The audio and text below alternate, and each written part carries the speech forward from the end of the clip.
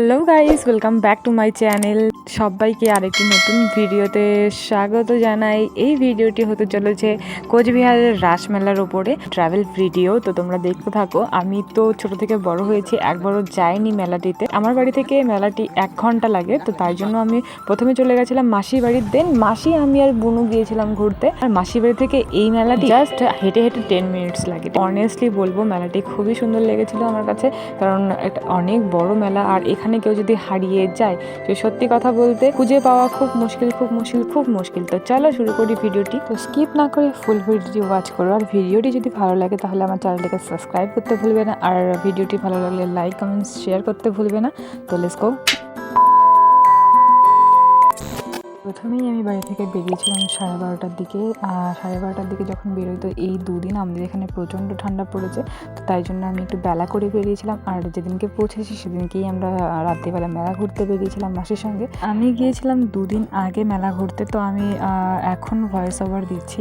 তো সত্যি কথা বলছি, যেদিন থেকে আমি মেলা ঘোরার প্রোগ্রাম নিয়েছি, মানে আমি মেলা ঘুরতে যাব ভেবেছি, তার 2 দিন আগে থেকে যা ঠান্ডা পড়েছে, মাই গড। তো অনেক ঠান্ডা পড়েছে, যে দেখতেই পারছো আমরা রেডি হয়ে এই লুকেই আমরা গিয়েছিলাম মেলা ঘুরতে, আমি, মাসি আর বুনু। তো আমি মাসি বাড়িতে পৌঁছে গিয়ে কিছুক্ষণ রেস্ট করে এই 7:30টার দিকে আমরা বেরিয়েছিলাম মাসি বাড়ি থেকে মেলার দিকে।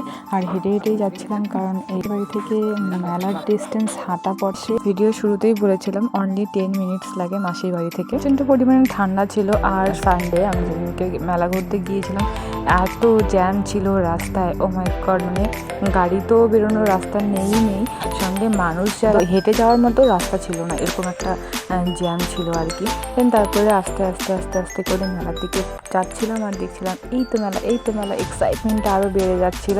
দেন অবশেষে মেলার রাস্তাতে ঢুকেই পড়লাম। দেখি মেলার বাইরেও সাইডে অনেক দোকান বসেছে। মেন গেট, মানে মেলাতে যেতে হলে ওই দিক দিয়েই যেতে হবে। আই থিঙ্ক ওখানে কোনো কাউন্টিংয়ের ব্যাপার আছে।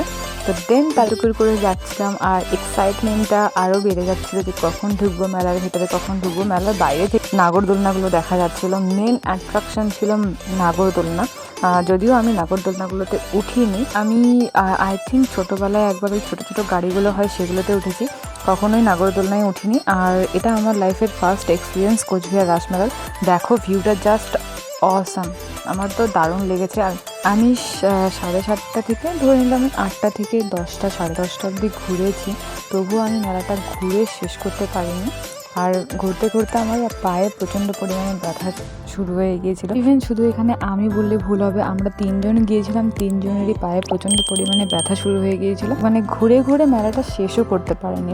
লেটেস্ট কাহিনী হয়েছে যে আমরা মেলা থেকে কি নিয়ে এসেছিলাম, দেখে অবাক হয়ে যাবে, স্কিপ করো না, দেখো আমরা কি নিয়ে এসেছিলাম। সত্যি কথা বলছি, হাসি পেয়ে যাবে। আর অনেক দোকানে এসেছিলো মেলাতে, কি লাগবে তোমাদের সব কিছু পেয়ে যাবে। আর এখানে যেহেতু আমি গিয়েছি, তো আমার সঙ্গে আমার স্পেশাল ওয়ানকে না নিয়ে গেলে চলে। আমি যাবো আর তাকে নিয়ে যাবো না, তা কি কখনো হয়? মানে আমি তো গেছি, আমার সঙ্গে আমি তাকেও মেলাটা দেখাচ্ছিলাম। আমাদের মধ্যে কোনো দূরত্ব নেই, আমি সবসময় যেখানে যাই তাকেও সঙ্গে করে নিয়ে যাই। তো আমি ঘুরে দেখছিলাম আর তাকেও দেখাচ্ছিলাম, আর সঙ্গে ভাবছিলাম ভিডিওটাও রেকর্ডিং করে নিই, যে তোমাদেরকেও তাহলে দেখাতে পারবো। আর অনেক দোকানপত্র এসেছিল সব, মানে কিছু জিনিসের দাম অনেক বেশি, আবার কিছু জিনিসের দাম অনেক কম। আমার তরফ থেকে তো সবাই একবার ঘুরতে এসো, সবার খুব মজা লাগবে। আর এখানে বাইরের থেকেও অনেকেই মেলা ঘুরতে এসছে, যেমন দার্জিলিং, শিলিগুড়ি, গ্যাংটক, অনেক জায়গা থেকে। আর বাইরে থেকে যেমন বাংলাদেশ, কাশ্মীর, এসব জায়গা থেকে, নেপাল থেকে অনেক দোকান এসছে। বাংলাদেশের একটা অনেক সুন্দর দোকান এসছে, যেখানে অনেক সুন্দর শাড়ি পাওয়া যাচ্ছিল। আমার তো খুবই ভালো লেগেছে। জানি না ভিডিওতে আমি ক্যাপচার করতে পেরেছি কি না। দূরে থেকেও পাশে থাকা যায়, আর ওর কাজটা যেহেতু এতটাই টাফ যে ওকে আমায় বাইরে থাকতে হয়, তো তার জন্য তার সঙ্গে যত ভালো মুহূর্ত, খারাপ মুহূর্ত, সব মুহূর্ত আমি তার সঙ্গে শেয়ার করি। আর সেও সেরকম আমার সঙ্গে সব কিছু শেয়ার করে। দেন তারপরে যেহেতু রাত্রি ছিল, ওর ডিনার করার টাইম হয়ে গিয়েছিল, তো ও চলে গিয়েছিল ডিনার করতে। ভিডিওটার কোয়ালিটি এখানে আলাদা রকম হয়ে গেছিলো, কারণ আমি ভাবছিলাম মিনি ব্লগ করব, তাই জন্য এখানে ভিডিওর কোয়ালিটি আলাদা রকম হয়ে গেছিলো। আর এখানে কি পাবে তোমরা, কি লাগবে তোমাদের, ফ্রুটস থেকে শুরু করে শাকসবজি সব আছে, মাছ, শাকসবজি সব পেয়ে যাবে। সব জায়গায় সিকিউরিটি ছিল।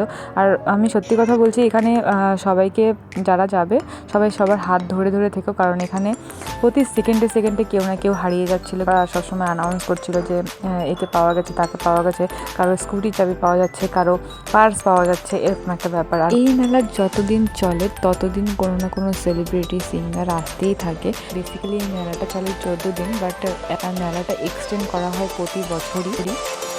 শাক বাজার নিয়ে মেলা থেকে শাক বাজার নিয়ে যাচ্ছে মানুষ, অনেক কিছু নিয়ে যায়।